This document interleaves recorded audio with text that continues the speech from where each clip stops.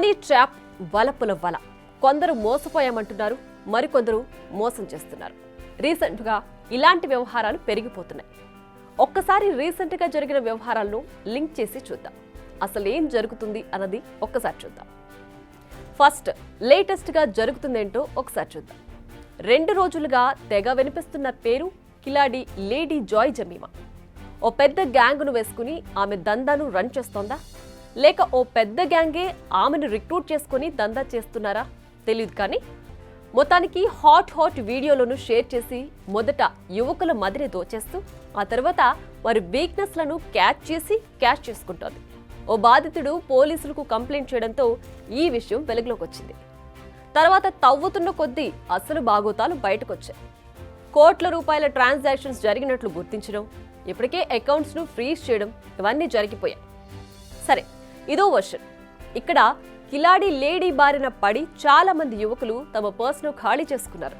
కానీ రీసెంట్గా తెలుగు రాష్ట్రాల్లో దీనికి కంప్లీట్ రివర్స్ సీన్స్ జరిగాయి.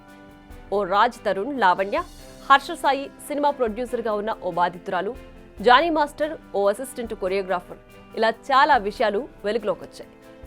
దీనికి మించింది టీడీపీ ఎమ్మెల్యే ఆదిమూలం ఎపిసోడ్. వీటన్నిట్లో బాధితురాళ్లు మహిళలు, బాధితులు మగవాళ్లు.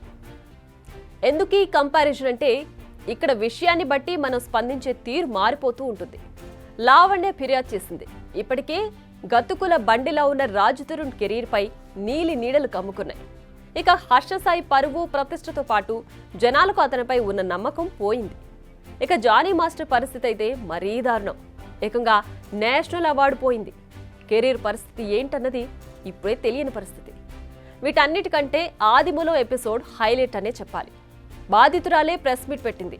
తనకు అన్యాయం జరిగిందని చెప్పింది. వీడియోలు మీడియాకు రిలీజ్ చేసింది.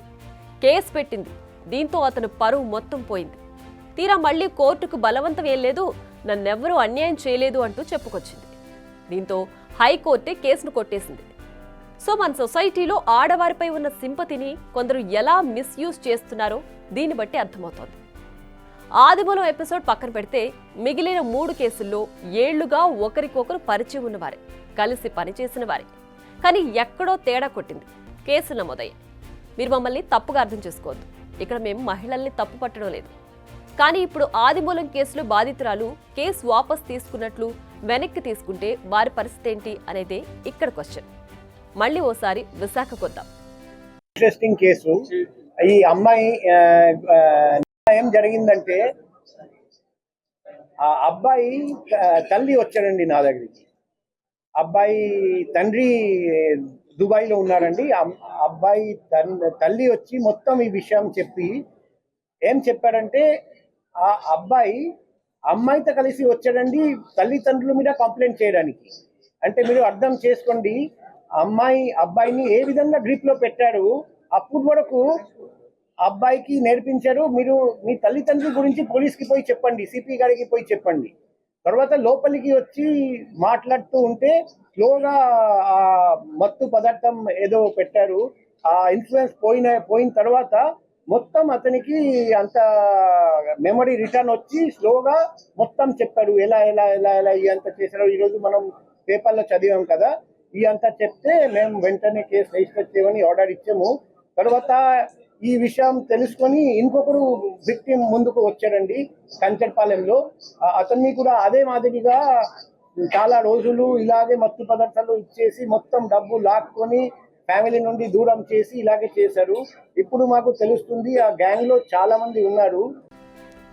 మొదటి మాటలు, ఆ తర్వాత ముచ్చట్లు, ఇక ఆ తర్వాత మెల్లిగా ముగ్గులోకి దింపడం, ఫిజికల్ రిలేషన్షిప్ లోకి తీసుకురావడం. ఇక్కడ దొరికిపోతున్నారు బాధితులు. వీడియోలు షూట్ చేయడం, బ్లాక్మెయిల్ చేయడం. అఫీషియల్ గా 4-5 అయితే బయటకు వచ్చినా ఇంకా బయటికి రాని వారి సంఖ్య పెద్దగానే ఉన్నట్లు తెలుస్తోంది. మొత్తానికి తమ అందాన్ని పెట్టుబడిగా పెట్టేసి ఇలాంటి దారుణాలకు పాల్పడుతున్నారు. పరిస్థితులు తారుమారయ్యాయని ఇదే పెద్ద ఎగ్జాంపుల్ అనిపిస్తోంది. పరువు పోతోందన్న భయంతో మగవాళ్లు బయటకు రావడానికి భయపడుతున్నారని పోలీసులే చెప్తున్నారు.